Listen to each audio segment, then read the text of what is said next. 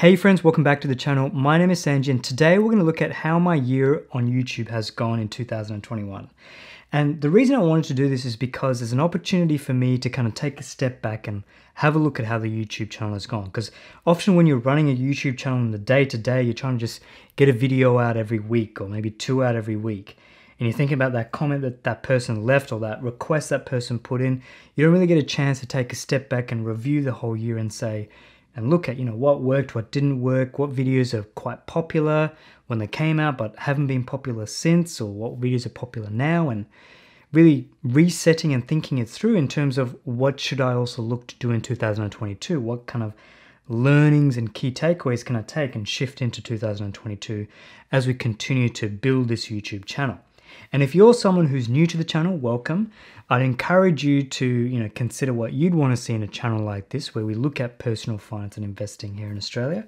But also, if you're someone who's been on the channel for a while, who's been a subscriber since the early days, feel free to comment and also reflect back on what you think is working and what we should maybe look into doing next year. Because that's the whole idea of the channel, is it's meant to be a bit of a community. And I do read every comment. I know I'm not the best at responding, but I still have the little notification thing on. So whenever someone does leave a comment, I get the email and I do read it. I'm just not very good at responding to them all. Apologies for that. And as usual, I'll break the video up in the seek bar with the description below. So feel free to jump across to any new sections you want to see. So let's get into it. So let's start with looking at what the top videos in 2021 so far has been. Now, I admit it's late December, so we haven't seen the full year go through, but it's close enough. So the top 5 were the usual suspects. So my ETF video about the best ETFs for Australia, and that's basically VAS and BGS. How to buy shares on CommSec, classic. Forever ETFs. Now, I was surprised this video did well, but now in retrospect, I understand why, because I guess a lot of people, when you get started investing, you don't want to get too much into the detail about portfolio allocation and all that jazz. Where if you can just buy one ETF that has all the ETFs you need within it, and it automatically does all the rebalancing, and it's all very reasonable in terms of fees, makes a lot of sense. I actually did that video based purely off a recommendation or a request from someone in the comments section. So yeah, ended up doing quite well there. Then my video that I was really worried about in terms of it being too clickbaity, around $2,000 per month portfolio, how to build that.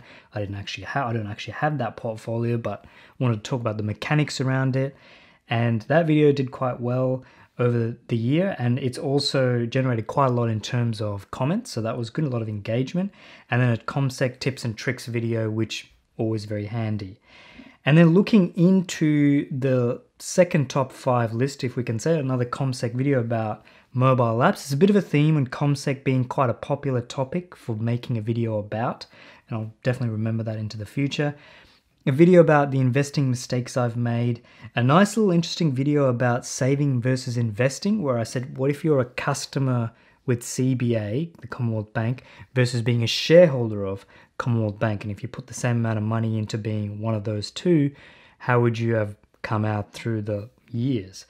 And then a video that I'm still surprised still gets a bit of a shout out, which is my top 4 ETFs to consider for Australia. And then VAS VGS, the old portfolio allocation. So these are the kind of top videos, pretty good in terms of retention, kind of between 30 and 56%. It's obviously nowhere near Mr. Beast levels of 70%, and there's obviously a lot I can do in terms of improving that retention. But yeah, interesting to see this list so far. Another interesting statistic is around audience retention after the first 30 seconds. And you can see it's split into 2 sections. So above typical intros, where people have stayed around after the first 30 seconds, versus my videos which haven't done that well in the first 30 seconds, where people have dropped off quite quickly. And you can see there's my top performing videos in this initial section are videos where I've probably been quite simple in my narrative. Whereas the videos that haven't done well, maybe my intro wasn't so great, but also they're quite specific topics around, AFIC, AGMs, and share voting. So people have obviously clicked on this video thinking the thumbnail was probably interesting, and then heard my intro and thought, nah, not interested. So that's a fair point. It's interesting kind of feedback. It's probably an opportunity for me to review how I do my intros to make sure I'm making it very clear what the video is about, and that intro aligns with what the thumbnail is on. Because you don't want to get too much into this thing where you're getting people to click on your video, but then they drop out pretty quickly, because then YouTube kind of punishes you for that. Because YouTube is like, well, are you falsely advertising a video? Because obviously people are clicking on it, they're interested, and then they drop off. They're like, this is not interesting. Now, the other set of data that I wanted to really look at was looking at my top videos, but also looking at it from the point of view of subscribers. So where are a lot of subscribers, where are a lot of you, viewers or subscribers, mainly subscribers, coming in from? And it's interesting when I look at this subscriber list over the last year, a quarter, 25% of people who have joined this channel came in from that VAS VGS video around top ETFs or my favorite ETFs for Australia. So, feel free to leave a comment below if that was one of you, but great to see, 2,000 people joined this channel purely from that. And then it's kind of a tale of a few others around CommSec, portfolio generation, the set and forget, and then investing mistakes. And I was also interested to see bonds on CommSec video. That video doesn't come up in terms of viewership or anything, but in terms of views to getting subscribers, my goodness, that was a popular one. So obviously there's a bit of interest in terms of fixed interest or fixed income type ETFs. But yeah, I was really glad to see that in there because it's not a popular topic. Now, one topic I haven't really talked about today is around money and how much money is the YouTube channel generating and all of that.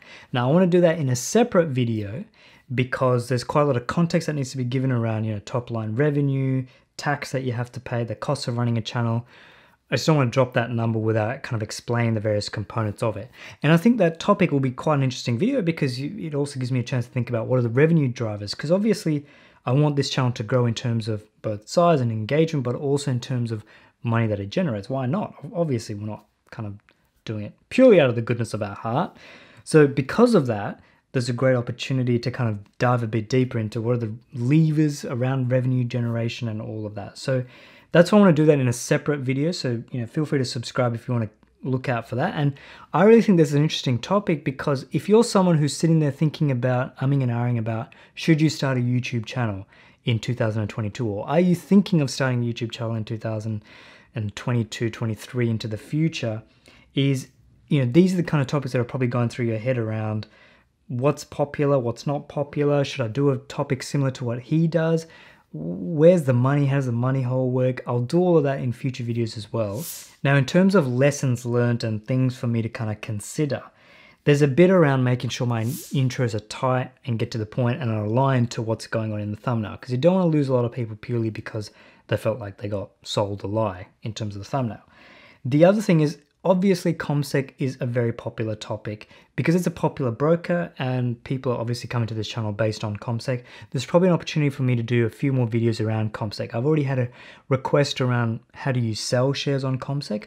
Understandable topic. Buying is one thing, selling is broadly the same, but slightly different in some areas. So happy to do a video on that in terms of what you need to consider, but also the actual steps and process involved.